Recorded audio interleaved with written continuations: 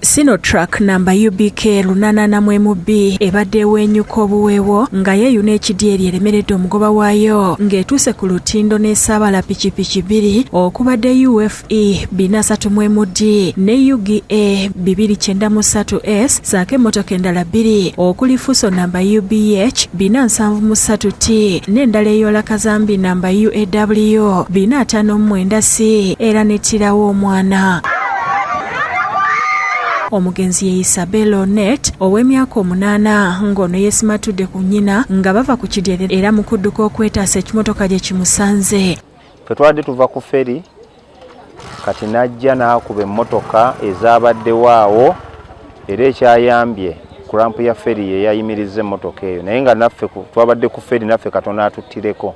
N'agireeta nengera bw'omanyi kino omuntu abamu okumanya okukwe yatasiza obulamu bw'abantu nga bungi. Joel Mujuzi omu ku batuuze agamba nti olw'obufunda bw'ekifo emmotoka ezigenda n'ezo eziva ku kidyeri we zisimba obubenje bwandyeyongera obungi naddala singa emmotoka ziba ziremereddwa. Naffe bennyini abakolera wano emidaala gyaffe biki byaffe bitukolerako twafunza oluguudo singa gavumenti etukkiriza wakiri netugaziwaamu. Kano ke kabenje ak'okubiri ku lutindo luno era kasannyalaza eby'entambula oluvannyuma lw'ekimotoka kino okusibira ku luggi lw'ekidyeri ekyakiremesezza okuvaawo okuviira ddala olunaku olw'eggulo. Rajab Semakula ssentebe wa disitulikiti ey'e Kalangala asabye gavumenti okutereeza olutindo luno ng'essaawa ekifo ebidduka we birina okubeera. Eno sayidi eno ey'e Kalangala minisitule yagayaalamuuko yalibadde yazimba pooti eno nga nnungi organized nga ebifo emmotoka gye zipaakinga okuva okutuuka ku linnya ku kidyeri nga wawanvu waliwo ekiseera ekimala.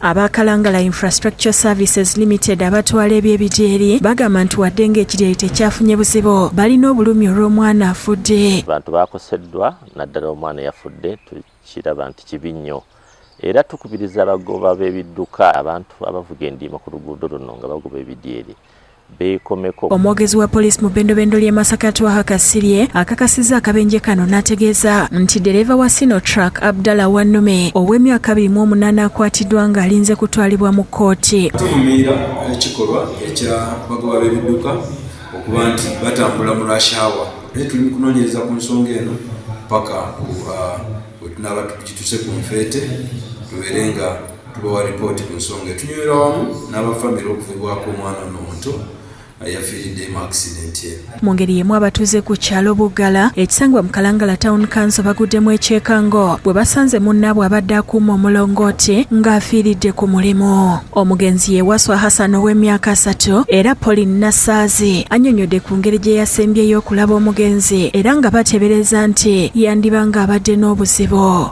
Kituyisizza bubi kuba badde muvubuka mukkakkamu talina buzibu na muntu kitwewuunyisizza nnyo musanga awo ng'afudde. N'olwekyo ndowooza ky'abantu genda kwekebeza nga ku malwaliro endwadde oluusi ng'egyo emitima. Poliisi ezze ne yeekebejja omulambo n'oluvannyuma ne gutwalibwa mu ggwanika ly'eddwaliro e Kalangala nga bwe balinda ab'eŋŋanda okutwala maaso enteekateeka z'okuziika. Samuel Nkuba yakusakidde eggulire lino ku Rabukedde TV.